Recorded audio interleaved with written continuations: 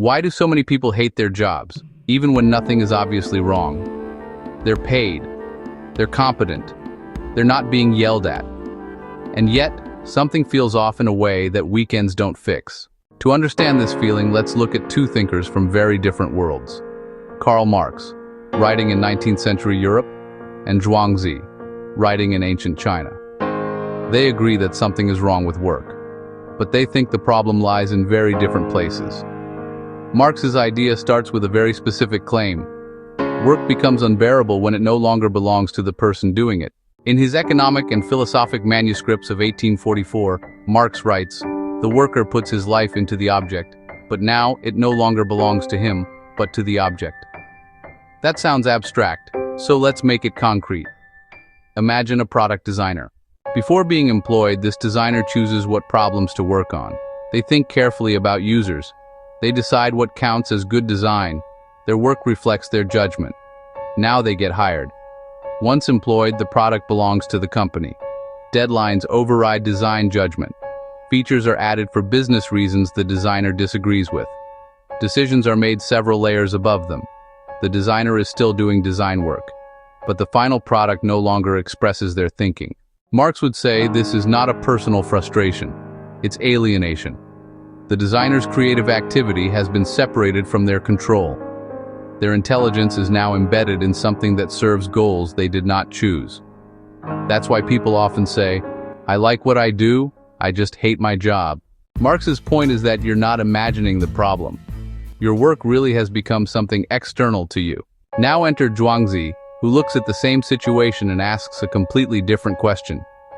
He doesn't ask who owns the work. He asks why we are so eager to be useful in the first place.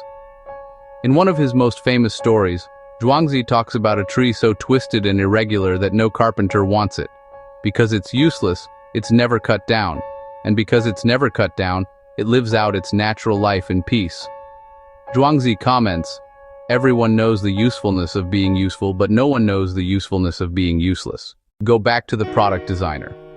Before employment, they are useless in a sense.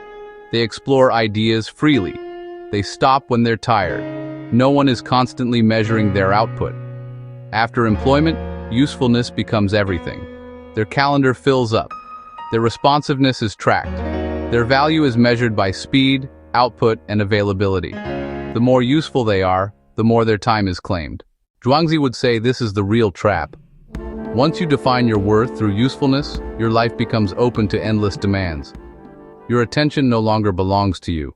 So where Marx would say, "Your work has been taken from you," Zhuangzi would say, "You gave yourself away by agreeing to be useful." This is where the contrast becomes clear. Marx believes the problem is structural. The solution for him is to transform work so people can recognize themselves in what they produce. Zhuangzi does not want to redeem work at all. He thinks freedom comes from loosening your attachment to productivity and usefulness. Marx critiques the system that controls work. Zhuangzi critiques the values that make us accept that control. Together, they explain a very modern feeling.